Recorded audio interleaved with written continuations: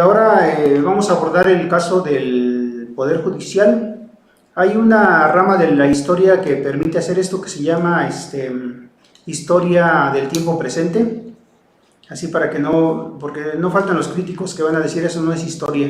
No, sí es historia, se llama historia del tiempo presente. Yo le he puesto historia en tiempo real. Y para esto voy a leer un artículo del periodista Heinz Dieterich que se llama México, el enemigo lo tenemos en el Poder Judicial. Hasta donde me dé tiempo, pero yo creo que va a quedar muy claro. El cáncer de la corrupción institucional en México. El secretario de Marina y comandante de la Armada, almirante Rafael Ojeda Durán, ha presentado en conferencia de prensa un desolador panorama de la corrupción institucional en México. Según el alto militar, jueces y ministerios públicos del país han liberado en 2021 al 2023 a 140 detenidos por narcotráfico y tráfico ilícito de combustible llamado huachicoleo. De un total de 264 personas aprehendidas en el mar o en puertos, es decir, los impartidores aztecas de la justicia eximieron a 53% de los detenidos por narcotráfico o robo de combustible arrestados por el personal naval.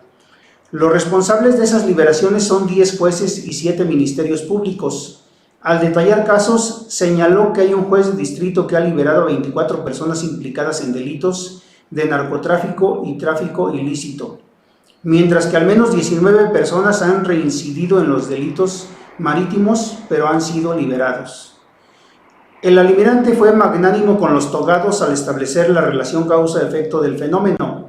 Dijo que la problemática de la detención por parte del sector naval es que hay un gran desconocimiento de la legislación marítima por parte de los jueces y ministerios públicos que actúan en las detenciones en la mar y en los puertos, queriendo aplicar la normatividad de las detenciones en territorio nacional.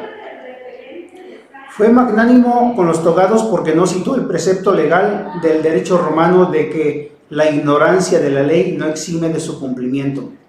Tampoco citó a la magnífica obra mexicana de Eugenio Aguirre, El Abogángster, de 2014, que en un retrato hablado del perverso contubernio del poder político y abogacía corrupta que ha destruido al país bajo los gobiernos neoporfiristas, prianistas, neoliberales, y fue bondadoso al no invocar la amarga experiencia de los campesinos hondureños sobre la justicia de clase cuando dicen que la justicia es como la víbora, solo muerde a los que no tienen zapatos. 2. Liberación de objetivos prioritarios. 4 casos. El general Luis Rodríguez Bucio, nuevo subsecretario de Seguridad y Protección Ciudadana del Gobierno Federal, a su vez, aportó elementos adicionales a la Chronic Scandalous de la corrupción, detallando 4 casos de jueces y juezas que han liberado a objetivos prioritarios. El primer caso corresponde a Mario Alberto N., un líder regional del Cártel del Golfo. N. fue procesado por delincuencia organizada y delitos contra la salud, así como por portación de arma de fuego y de uso exclusivo del ejército, pero fue absuelto el 12 de noviembre de 2022 por el juez de distrito especializado en el sistema penal acusatorio en el Estado de México, con sede en Almoloya. El juez es Gregorio Salazar Hernández, quien descartó las declaraciones de los policías que lo aprendieron con una bolsa que contenía un arma de fuego y droga, con el argumento de que en el video presentado como evidencia no se exhibió el interior de la bolsa, a pesar de que esta persona contaba ya con ingresos anteriores a prisión. El segundo caso es el de Leticia N. o Doña Leti. A la mujer que perteneció a la extinta Policía Federal se le conoce como líder del Cártel de Cancún y fue procesada por delincuencia organizada y delitos contra la salud el 11 de noviembre de 1922. Fue absuelta por el Tribunal de Enjuiciamiento del Centro de Justicia Penal Federal en el Estado de México, con sede en Almoloya, precisó el excomandante de la Guardia Nacional. Pese a que, según las investigaciones, la mujer apoyaba a diversos grupos de la delincuencia organizada que recibían sus cargamentos procedentes de Centro y Sudamérica con la colaboración de otras autoridades. El juez que la dejó en libertad es el juez Daniel Ramírez Peña, precisó el subsecretario de la Secretaría de Seguridad y Protección Ciudadana. El tercer caso se refiere al hijo de Doña Leti, José Rafael N., el Dover. miembro operador del cártel de Cancún, según la información expuesta, contaba con 2 procesos penales de los cuales quedó absuelto, uno el 11 de noviembre, que es por delincuencia organizada y delitos contra la salud. Posteriormente, el 19 de enero fue absuelto por los delitos de portación de arma de fuego y de uso exclusivo del ejército por el Centro de Justicia Penal Federal con sede en el Reclusorio Norte de la Ciudad de México, pese a ser acusado de delincuencia organizada y narcotráfico, abundó el subsecretario. El cuarto caso es el de Ramón Ángel N., conocido como el R1 o el Moncho, quien, según las autoridades federales, es o era lugarteniente del cártel de los Valencia, del cártel Jalisco Nueva Generación. Procesado por delitos de delincuencia organizada y contra la salud, quedó en libertad el 22 de noviembre del año pasado por la jueza primera de distrito en Jalisco, Yolanda Cecilia Chávez Montelongo, quien consideró que no había pruebas sólidas para procesarlo. Este personaje ha tenido al menos 5 carpetas de investigación en su contra entre 2012 y 2021, y en todos los casos fue dejado en libertad, finalizó el general. 3. El Poder Judicial protege delitos financieros. Otros ejemplos abundan, como el proceder del Poder Judicial en casos relacionados con delitos financieros expuestos por Hacienda, pero absueltos por jueces y magistrados. Tal es el caso de Luis Cárdenas Palomino, exfuncionario preso en el Altiplano, a quien un tribunal mexicano lo amparó de las medidas punibles que tomó la UIF tras las pesquisas que realizó. Pablo Gómez, titular de la Unidad de Inteligencia Financiera, señaló a los magistrados Jorge Antonio Cruz Ramos, María Elena Rosas López y Pablo Domínguez Peregrina, quienes integran el 5º Tribunal Colegiado en Materia Administrativa, que brindó protección a uno de los superpolicías de Felipe Calderón y allegado a Genaro García Luna, y ordenó sacarlo de la lista de personas bloqueadas del sistema financiero. Fue el pasado 25 de enero que este tribunal dictaminó que la justicia de la Unión ampara y protege a Luis Cárdenas Palomino, por lo que la Secretaría de Hacienda deberá liberar sus cuentas y bienes bloqueados. Se trata de una resolución definitiva e inatacable, por lo cual la UIF ya no tiene recursos jurídicos a que acudir. 4. El cáncer de la corrupción y el futuro de la nación. No cabe duda que la corrupción institucional en México es, científicamente hablando, un cáncer que destruye a la sociedad civil y al Estado, poniendo en peligro el futuro de la nación. Lo preocupante de la situación es que esa patología letal ya ha avanzado hasta un estado sistémico, infectando, en términos analógicos, todos los órganos vitales del país: la política, la economía, la justicia, los medios, la ética y las academias, entre otros. El papel del presidente en esa lucha es comparable a la de un oncólogo, que combate un cáncer letal con una inmunoterapia de anticuerpos monoclonales porque las condiciones objetivas del país no permiten la solución quirúrgica del problema. Después de 4 años de persistente lucha, hay éxitos parciales en el combate al mal, pero de ninguna manera está asegurada la recuperación total de la estabilidad y evolución positiva del sistema de la nación.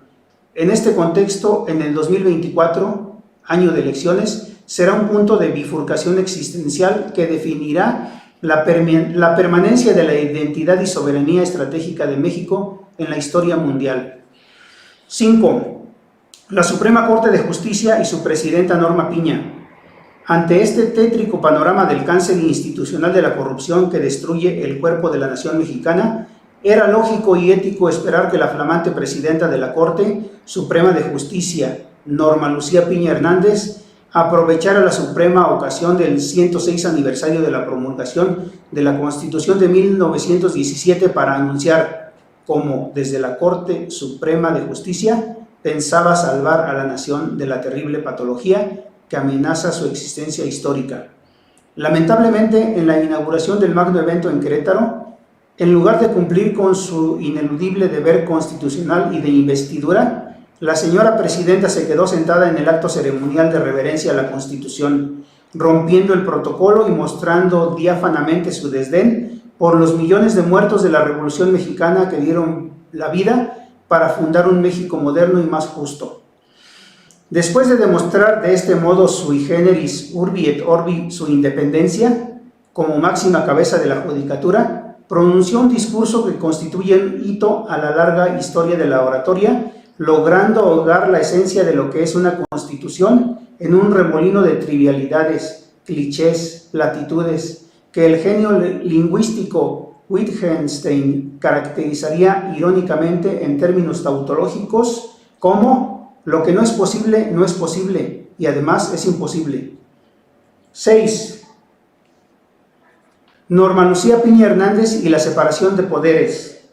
Pero la abogada egresada de la máxima casa de estudios de México, la UNAM, no solo declaró la guerra a 2000 años del consumado arte de la retórica, sino que violentó infraganti el principio del espíritu de las leyes, elaborado por Montesquieu en su clásica obra sobre la división de poderes del Spirit de Loix, del Spiritus de Lua. Montesquieu desarrolló esa enorme contribución a la teoría política y el derecho constitucional comparado de la Ilustración europea con un objetivo estratégico claro en mente: configurar en beneficio de la naciente república burguesa las condiciones objetivas necesarias para que el Estado y su subsistema judicial coadyuvaran a las diferentes clases sociales a convivir en armonía. Para alcanzar tal meta político-ética se requería de una virtud cardenal, la virtud política, justamente lo que falta hoy en día en las democracias burguesas de la posverdad.